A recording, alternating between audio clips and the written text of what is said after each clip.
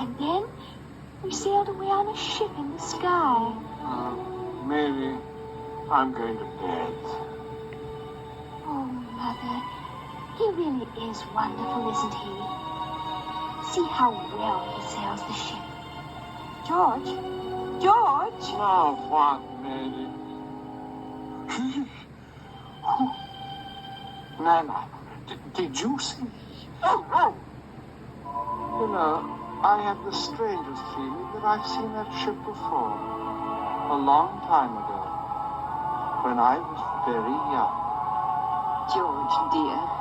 Father. When there's a smile in your heart, there's no better time to start. Think of all the joy you'll find when you leave the world behind and get your cares goodbye. High up and far,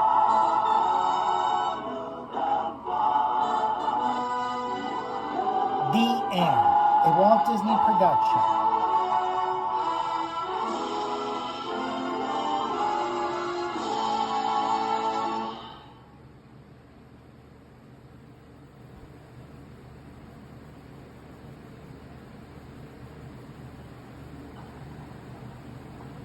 Don't worry, there's nothing wrong with your television set. This is a Pixie Bell. The sound is much too high for human ears. Oh, there you are, Tink. Hey, get that stuff off of me. If you're familiar with the story of Peter Pan, you know that a little sprinkling of Tinkerbell's fairy dust can make you fly. Tink. Tink, wait a minute. Haven't you forgotten something? Aren't you going to take the audience along? Come on, everybody. Here we go! Up to Neverland! Fly away with us, second star to the right and straight on till morning, and discover the behind-the-scenes story of how the timeless tale of Peter Pan was transformed into a soaring Disney classic. But Peter, how do we get to Neverland? The story of Peter Pan began its life on the London stage in 1904. It was written by Scottish novelist and playwright James Matthew Barrie. Sir James Barrie was inspired. I guess he was visited by the muse when he created Peter Pan. It was just a marvelous idea. And the testament is the fact that it's lived all these years and had so many incarnations. He created something that I guess will be immortal. In 1913, a touring company of Peter Pan was seen by this youngster in the small town of Marceline, Missouri. The boy was Walt Disney. He never forgot this epic of boyhood and its unique combination of fantasy and swashbuckling adventure.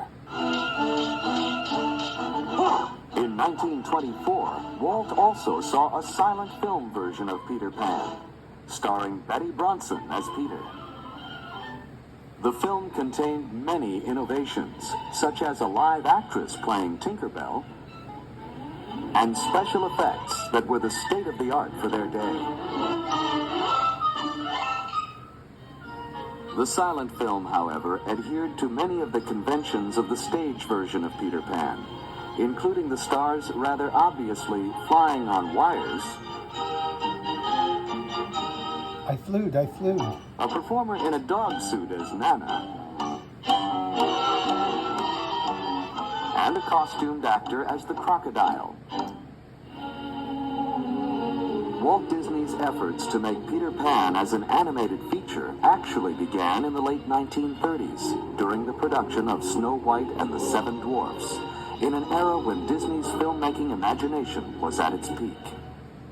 Animation was in many ways the ideal medium for Peter Pan because it's a fantasy. Walt Disney himself noted, "The cartoon method gave us many advantages over the stagecraft of Barrie's day, which no amount of pixie dust could cure." Here, for the first time, was a medium where the imagination is limitless.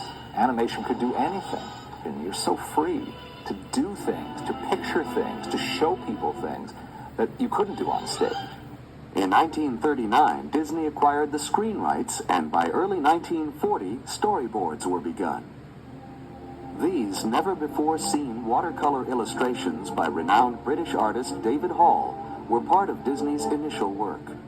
Hall had also done extensive visual development of Alice in Wonderland for Disney in 1938. In this early version of the story, Nana traveled with Peter and the children to Neverland, as seen in these rare original story sketches.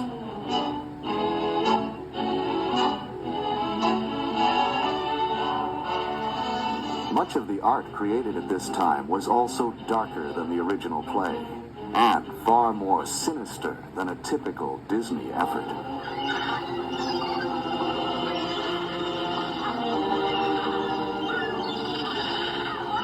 Now, my dear princess, this is my proposition.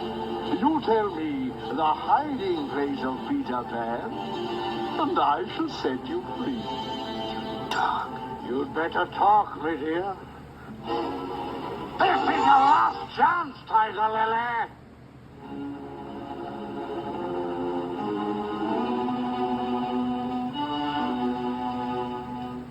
Peter! Here's your spirit.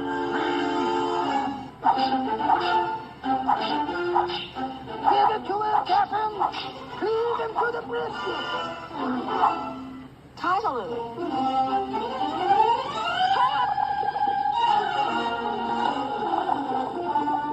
Another part of this early work was an elaborate musical number for Captain Hook's pirate crew, which was ultimately replaced by a different song, The Elegant Captain Hook.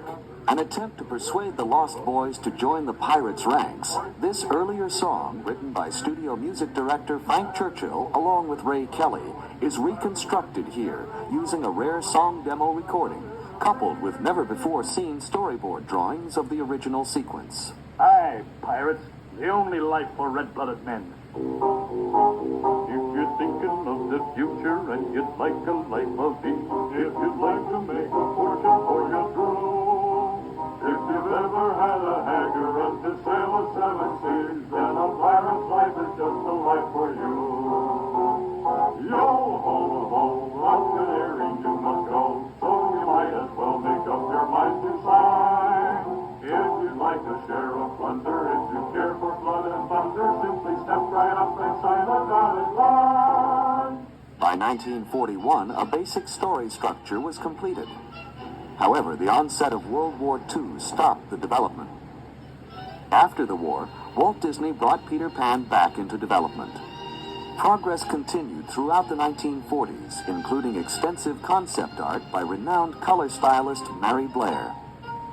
Finally, in 1950, he said, now's the time, let's do it. And they did. The Disney version of Peter Pan has another interesting first. It's the first time a boy was shown as Peter Pan.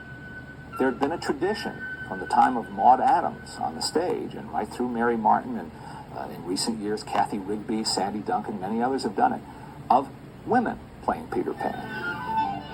But it was something that was broken, a tradition that was broken by Walt Disney by showing Peter Pan as a boy. Now, it's an animated boy, but it was really a boy's voice, and he was depicted as a boy, which is what he's supposed to be.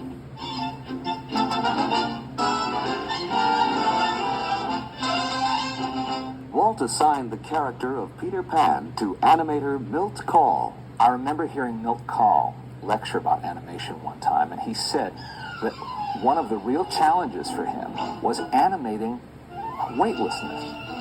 Animating a character who is sort of floating in midair. Not flying, but just sort of floating. It's details like that that we in the audience are not supposed to think about. Of course, we shouldn't. We're involved in the story. Young Bobby Driscoll was assigned to the role of Peter.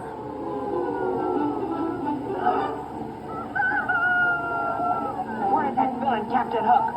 I'll slice him up and throw him to that crocodile. I guess Bobby Driscoll was an obvious choice for Walt to make because he was the resident juvenile star at the studio.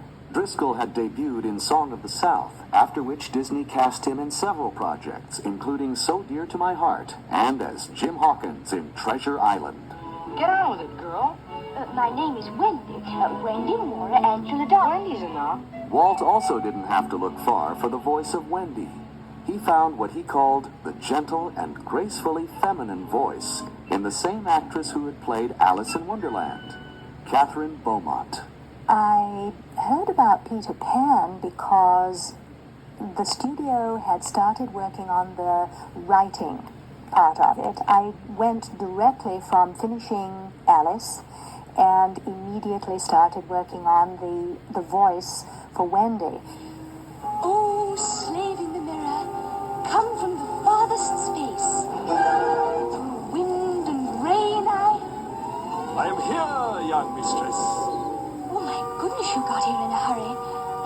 I didn't get to finish the magic words. Well, it so happened that I was in the neighborhood. Hans Conried, seen here as the face in the magic mirror, was cast in the tradition of the stage play as both Captain Hook Peter Pan. and Mr. Darling. Out!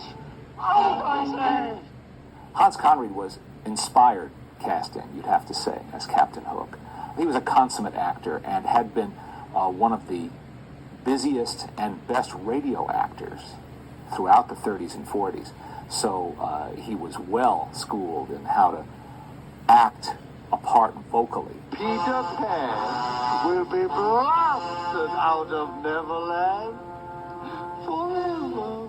To bring the villainous Captain Hook to animated life, Walt assigned veteran animator Frank Thomas.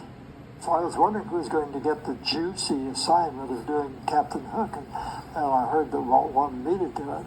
I thought, gee, putting me on that kind of a villain, a comic thing. The story man, Ed Penner, had seen him as a foppish guy, grand manners, thought this is the way to live, midnight suppers, wine, all these gourmet connoisseur type things. While the director saw him as a tough, mean guy who'd shoot the cannon and shoot his own crew on the ship, and he was a menacing villain. He was a menacing opponent for Peter Pan. Now let me see. Where was I? Walt knew that for his version of Peter Pan, Tinkerbell would have to be developed as a fully realized character. From the late 1930s on, character sketches trace Tinkerbell's development, and each reveals the then current conception of feminine beauty. The character that I worked on was Tinkerbell, and Tinkerbell was visualized as a spot of light, which no doubt was something like a strong flashlight that moved around on the background of the stage. In our medium, you couldn't just use a spot of light.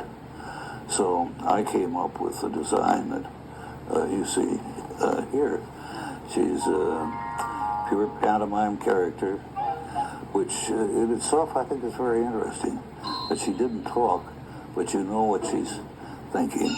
There's been a rumor for years that she was patterned after Marilyn Monroe. It's the kind of likable story people will repeat because it sounds good, but it doesn't really wash because she was not a star yet. She was not a superstar or a pop culture icon. She was in Hollywood, but the designers and animators at Disney wouldn't have known who she was. I was Tinkerbell. I got this call to come over to Disney to do this audition. And they said, we want her to step on a mirror, a hand mirror that's on a dresser, look down, preen herself, and then suddenly see her hips and be very uncomfortable with the size of them. So I did. I said, certainly. And I stepped on and I looked down and I saw my hips and I measured them. I stamped my foot and marched away. And they said, would it be convenient for you to come next Tuesday? So they knew that I had the imagination that they needed. The use of Margaret Carey as a live model for Tinkerbell was only part of the considerable reference used by Disney animators to bring Peter Pan to the screen.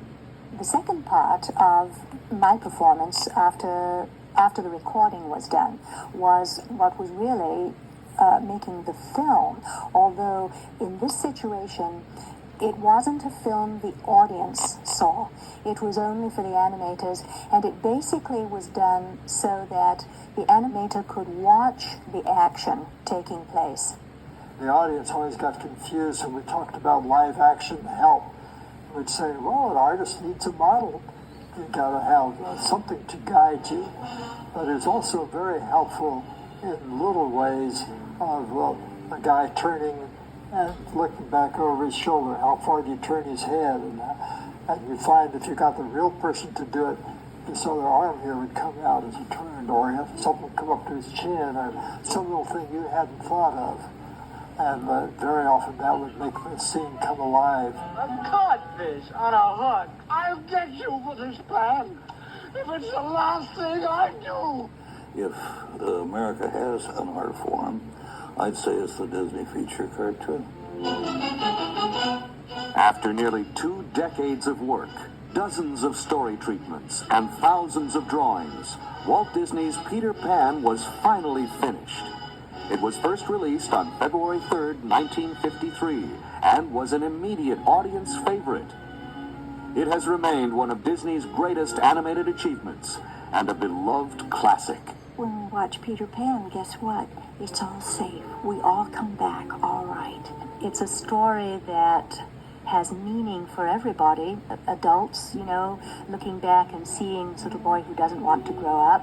The idea of keeping that youthful spirit, not surrendering your childhood, well, that's a very strong idea and a very magical one that has enormous appeal. And then, of course, it was sprinkled with that Disney magic. Talk about, a perfect marriage. Peter Pan and Disney.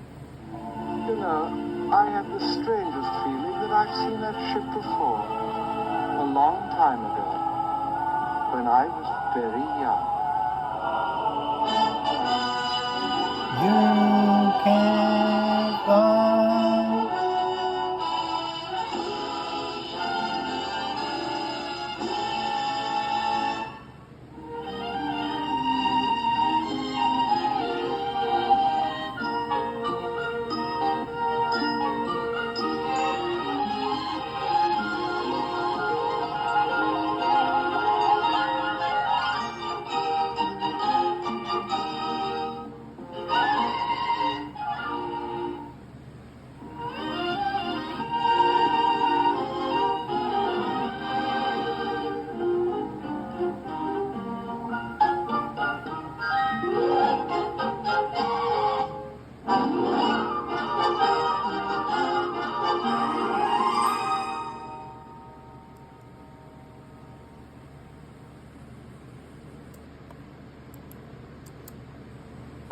Coming soon to theaters.